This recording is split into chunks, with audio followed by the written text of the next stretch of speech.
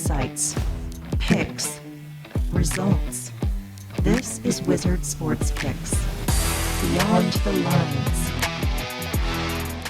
Welcome to another edition of Beyond the Lines, presented by Wizard Sports Picks for Sunday, February 22nd. Ian Cameron with you. And on this edition of the show, we're doing things a little bit differently. We will preview and give you a pick for college basketball, one of the games on Sunday, but we will also talk about what I think is the biggest sporting event going on Sunday, and that is at the Winter Olympics in Milan, Italy, where it will be the men's hockey gold medal game between arch rivals Canada and the United States.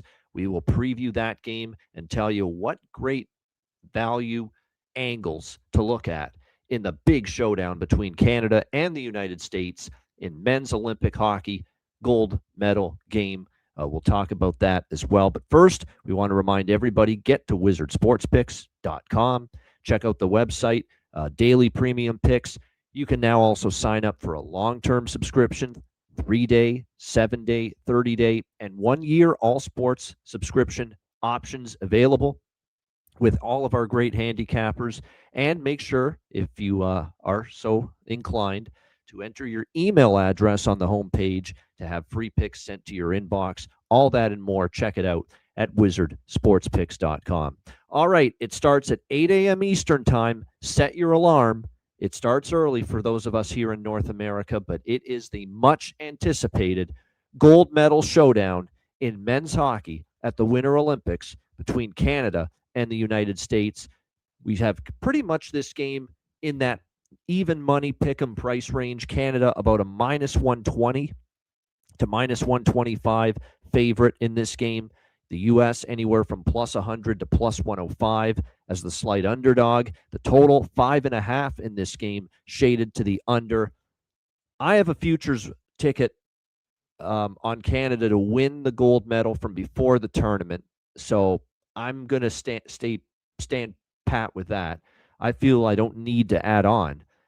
If I was picking who I think is going to win this game, I don't think it's a clear cut that it's Canada. I certainly lean Canada because of the fact that they have, I think, 4 lines that are, it's just impossible for any country, even the U.S., to match it. The blue line 1 through 6 is very strong, both ends of the ice. They can move the puck and they can defend in their own zone. And of course, they've got Jordan Binnington, who, despite struggles with the St. Louis Blues in the NHL the last couple seasons, has clearly shown he can elevate and be a different goaltender in the big moment, the big stage, and the big spot. Look what he did, obviously, in 2019 in the Stanley Cup Final, leading the St. Louis Blues to a cup against the Boston Bruins, and the way he played in that 7th game was absolutely spectacular. You look at what he did at the Four Nations face-off last year when he led Canada to a gold medal win in the gold medal game against the United States. He has been absolutely terrific representing Canada internationally the last couple of years, and it just seems the bigger the game, the better Jordan Binnington plays. And as good as Connor Hellebuck has played in net for the United States, and he has played great in this tournament, you cannot deny that. He's been excellent for the United States. This is by far his biggest moment of his career, and those big moments have eluded him through much of his career, and we know he struggled at times in the playoffs, in particular, the Stanley Cup playoffs in the NHL with the Winnipeg Jets. What I am impressed with, though, with the U.S. is, they've certainly gotten great contributions from Tage Thompson, from Jack Eichel, but none more so than Quinn Hughes. What he is doing in this, he is playing spectacular on the blue line for the United States. He's a danger every time he touches the puck. He is forcing the play offensively. You saw the goal he scored to beat Sweden in the quarterfinal.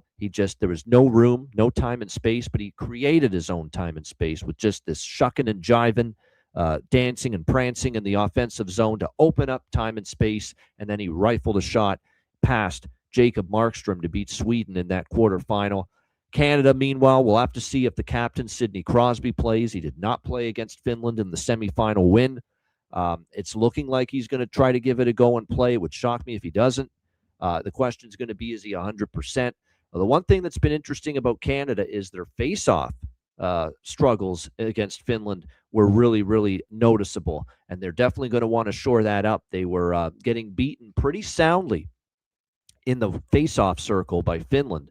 Certainly, they'll be looking to correct that here in this game. I expect this to be a great game. It was a great game between Canada and the United States.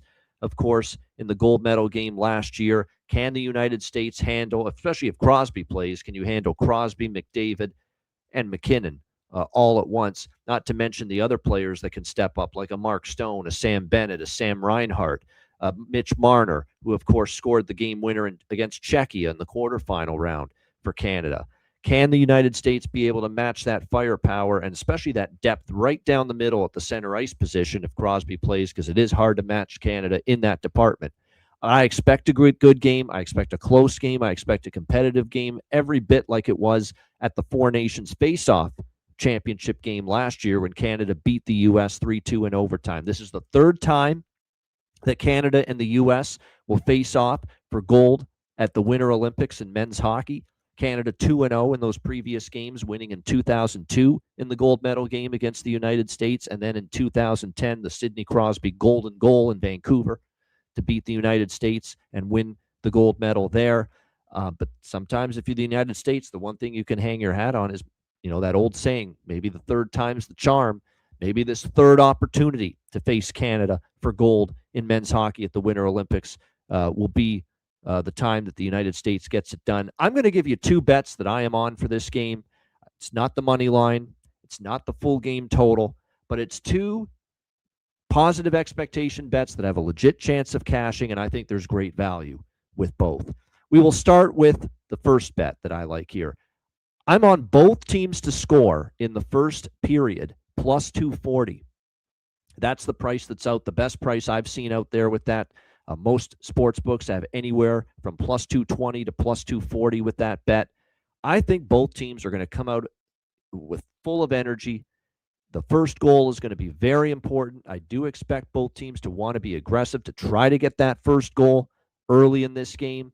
And it is worth noting, we saw a frenetic pace last year when it was USA versus Canada in the Four Nations face-off final.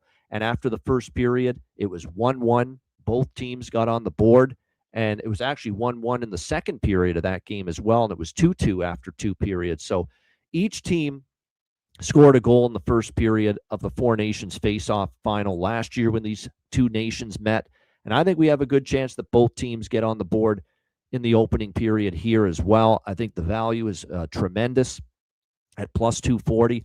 So both USA, Canada, both teams to score, plus 240 in the first period.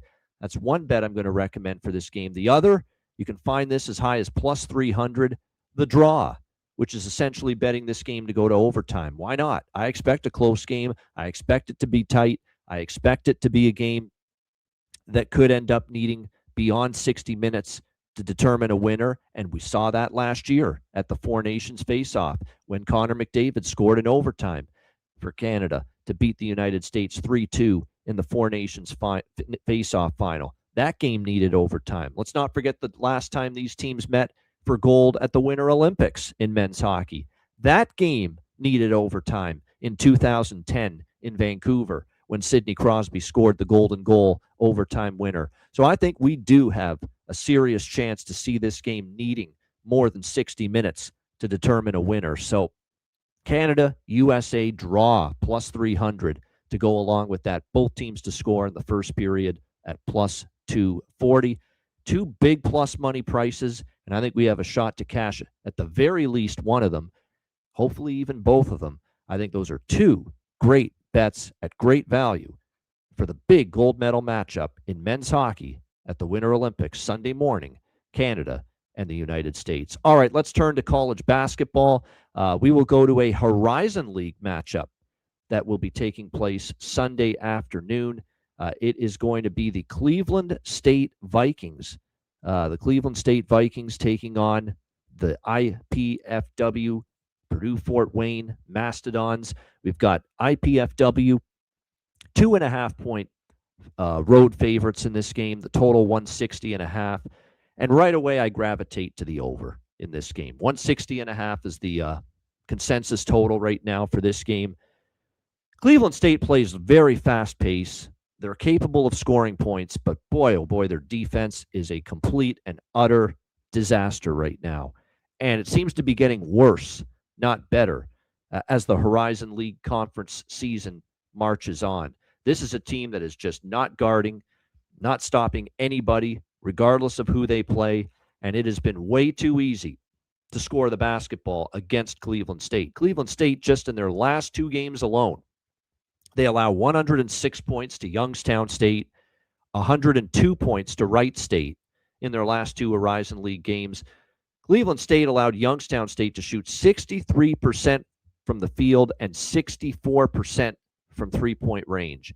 The Wright State game before that, where they allowed 102 in a 102-90 loss, Wright State shot 62% from the field and 71% from three-point range.